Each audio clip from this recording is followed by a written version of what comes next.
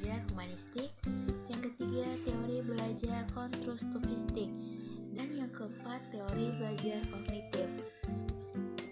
Yang pertama, saya akan menjelaskan tentang teori belajar behavioristik. Teori behavioristik yaitu teori yang menekankan pada tingkah laku manusia sebagai akibat dari interaksi antara stimulus dan respon. Yang dimaksud stimulus yaitu apa saja yang dapat ditangkap dan dirangsang oleh alat indera. Sedangkan respon yaitu reaksi yang ditimbulkan peserta didik ketika belajar yang dapat berupa tindakan atau perasaan. Teori ini juga menempatkan peserta didik sebagai pihak yang pasif atau kaku. Selanjutnya, teori humanistik. Teori ini muncul akibat perlawanan dari teori behavioristik yang dianggap kaku, yang tidak menggambarkan sisi kemanusiaan itu sendiri. Proses pembelajaran teori humanistik berpusat pada pribadi seseorang. Bagaimana meningkatkan kreativitas dan memanfaatkan potensi yang ada pada diri masing-masing. Teori ini muncul sebagai perlawanan dari teori behavioristik yang dianggap kaku dan pasif, yang tidak menggambarkan sisi kemanusiaan, yang tidak menggambarkan sisi kemanusiaan itu sendiri.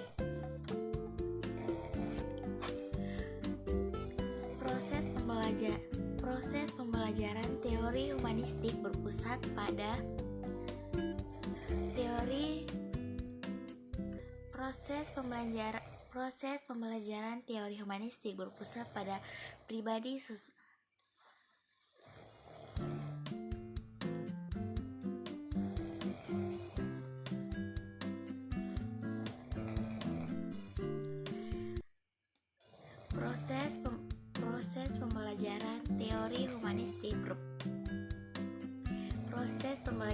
Proses pembelajaran teori humanistik berpusat pada pribadi seseorang. Bagaimana menghasilkan sesuatu yang kreatif? Bagaimana meningkatkan kreativitas dan memanfaatkan potensi yang ada pada diri masing-masing?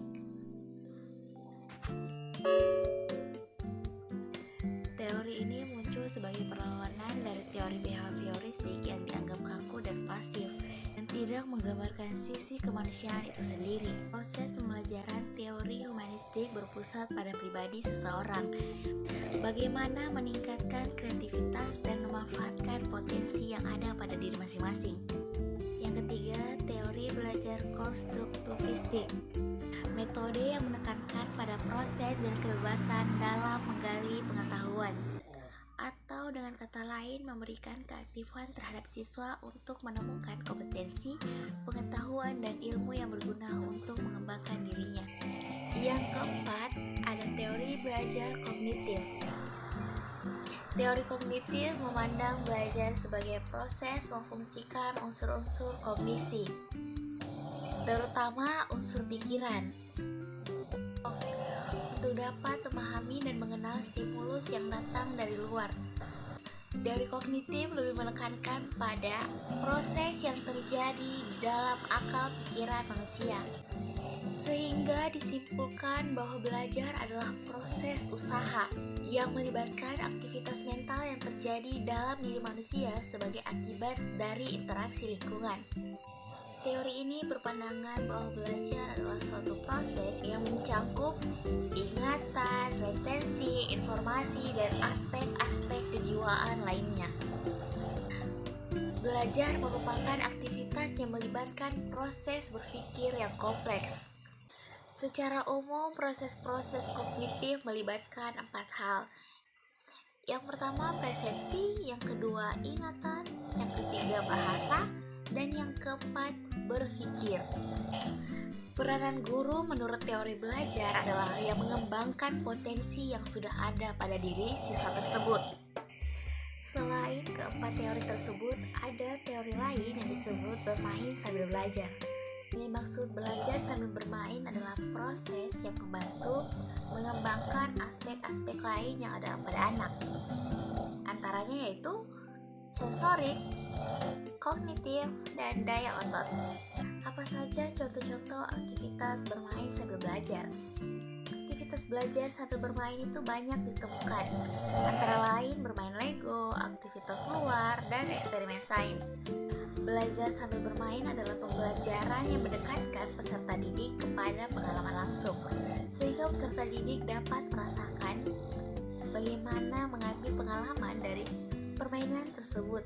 Cara belajar ini dapat dilakukan melalui mencium, membau, melihat, merasakan, bertindak, dan berinteraksi. Sekian penjelasan saya tentang teori belajar dan pembelajaran yang ada di PAUD. Kurang dan lebihnya mohon dimaafkan. Semoga ilmu ini bermanfaat untuk kita semua dan bisa diterapkan di kehidupan sehari-hari. Wabillahi taufiq wa hidayah. Wassalamualaikum warahmatullahi wabarakatuh.